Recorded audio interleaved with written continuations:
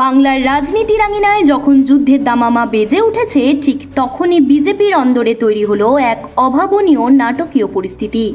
ঘড়ির কাঁটা বলছে 2026-এর বিধানসভা নির্বাচন দোরগোড়ায়, কিন্তু পদ্ম শিবিরের প্রার্থী তালিকা প্রকাশ্যে আসতেই এমন এক নাম নিয়ে শোরগোল শুরু হয়েছে যা খোদ রাজ্য বিজেপির প্রাক্তন সভাপতির অন্দরমহলের খবর।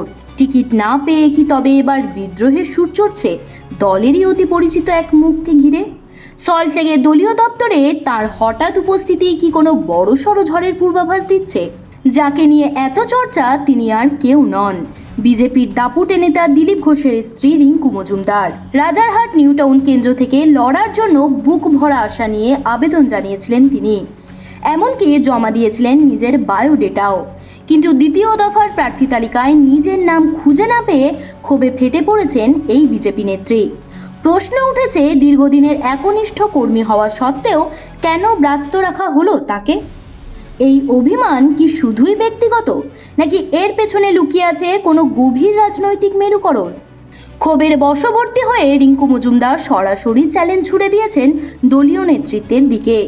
তার স্পষ্ট দাবি, রাজারহাট নিউ টাউনে যাকে প্রার্থী করা হয়েছে সেই পীযূষ কানোরিয়ার বিরুদ্ধে রয়েছে আর্থিক অনিয়ম ও কেলেঙ্কারির গুরুতর অভিযোগ।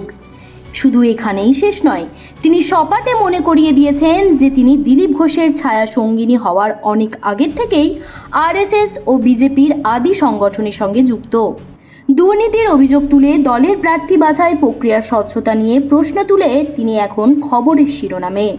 বিজেপির অন্দরে এক পরিবার এক টিকিট নীতির যে ঢাকঢোল পেটানো হয় তাকে এবার অস্ত্র করেছেন রিঙ্কু দেবী। নাম না করে শুভেন্দু অধিকারী এবং অর্জুন সিংয়ের পরিবারকে নিশানা করে তিনি প্রশ্ন তুলেছেন, অধিকারী বা সিং পরিবার থেকে যদি একাধিক সদস্য টিকিট পেতে পারেন তবে তার ক্ষেত্রে কেন নিয়মের কড়াকড়ি? পরিবারতন্ত্র নিয়ে দলের এই দ্বিমুখী আচরণ কি তবে সংগঠনের ঐক্য নষ্ট করছে? সল্টলেকের দপ্তরে সুনীল বনছলের সঙ্গে বৈঠক শেষে তার এই বিস্ফোরক বয়ান বঙ্গ রাজনীতির পারদ কয়েক গুণ বাড়িয়ে দিয়েছে। অর্থাৎ সব মিলিয়ে বলা যায়, টিকিট না পেলেও দলের অনুগত সৈনিক হিসেবে দিলীপ ঘোষের হয়ে খড়গপুরেই প্রচারে যাবেন বলে জানিয়েছেন রিঙ্কু মজুমদার। কিন্তু তার গলায় ঝরে পড়া অভিমান আর রাজনীতির ময়দান থেকে সরে দাঁড়ানোর প্রচ্ছন্ন ইঙ্গিত কি বিজেপির ভোট ব্যাংকে কোনো প্রভাব ফেলবে? প্রার্থী তালিকা নিয়ে দলের এই গৃহযুদ্ধ কি শেষ পর্যন্ত বিরোধী শিবিরের পালে হাওয়া জোগাবে?